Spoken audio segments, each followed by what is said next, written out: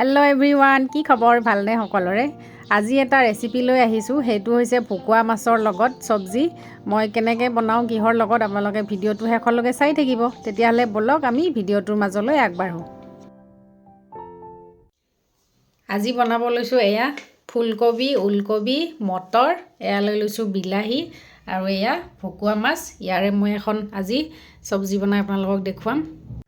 এতিয়া প্ৰথমতে মাছখিনি ফ্ৰাই কৰি লওঁ।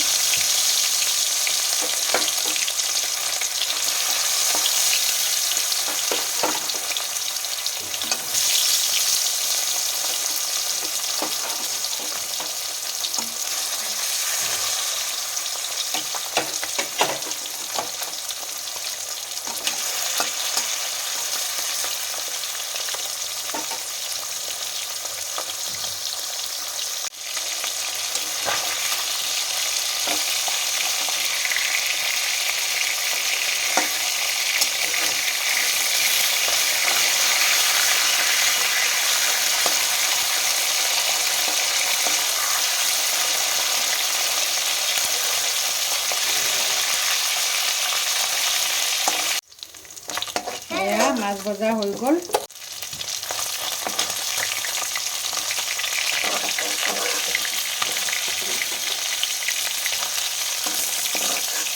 ভজা হৈ গ'ল। এতিয়া সেই একেটা কেৰাহীতে কেইটামান পাঁচফোৰণ দিম।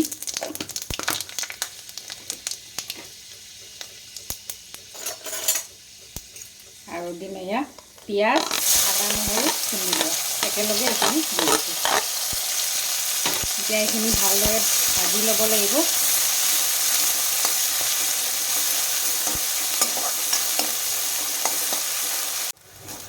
এয়া আমাৰ আদা, নহৰু, পিঁয়াজ ধুনীয়াকৈ ভজা হৈ গ'ল। এতিয়া ইয়াতে এয়া ভেজিটেবলখিনি দি দিছোঁ।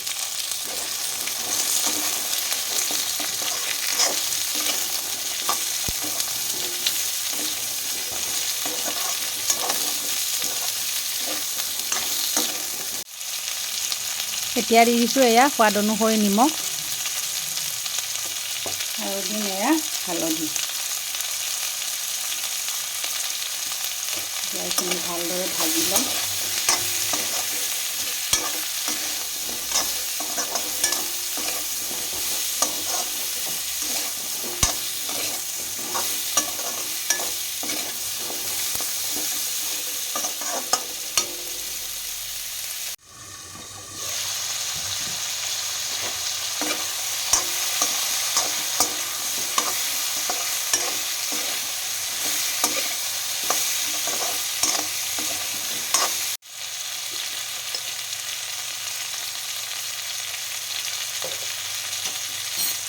এইখিনি ভালকৈ লৰাই লৈ আৰু অকণমান দেৰি ভাজি থাকিম।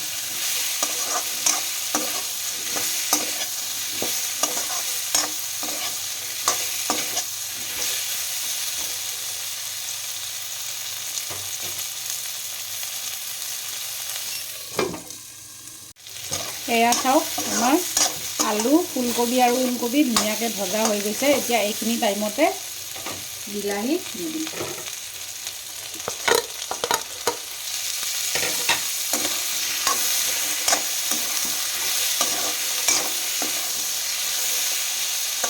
যেতিয়ালৈকে বিলাহীখিনি গলি নাযায় তেতিয়ালৈকে এইখিনি ভাজি থাকিম।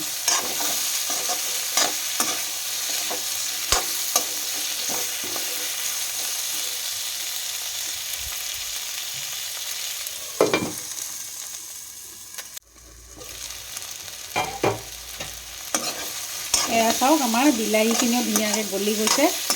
এতিয়া এইখিনি টাইমতে আমি ইয়াতে গৰম পানী দি দিম।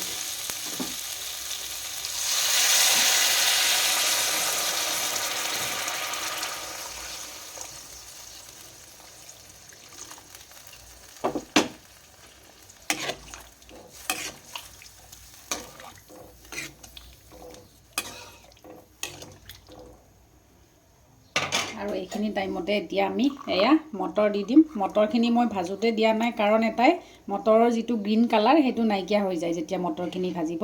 সেইকাৰণে যদি পিছত দিয়ে এনেকৈ মটৰৰ কালাৰটো ধুনীয়া হৈ থাকে। এতিয়া এইখিনি ভালদৰে উতলাৰ পিছত ইয়াতে মাছ দি দিম।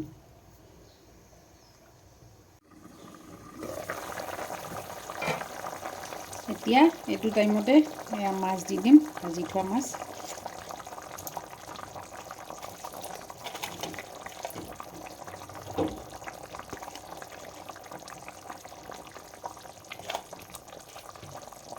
এতিয়া এইখিনি আৰু ভালদৰে অকণমান উতলাই ল'ম।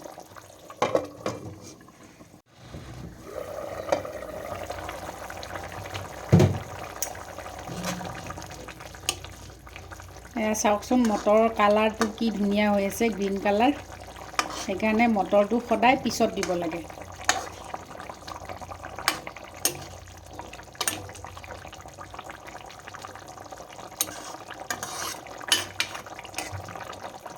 আৰু অকণমান উতলিলে আমাৰ চব্জি ৰেডি হৈ যাব।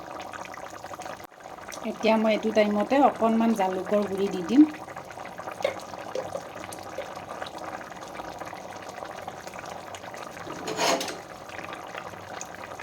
আৰু দিম অকণমান কেঁচা ধনিয়া।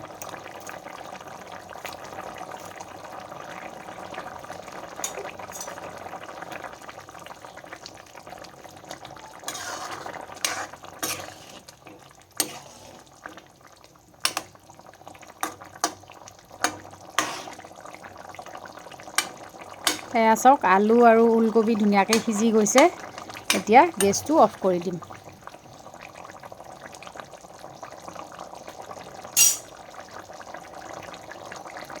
আমাৰ ভকুৱা মাছৰ চব্জি ৰেডি।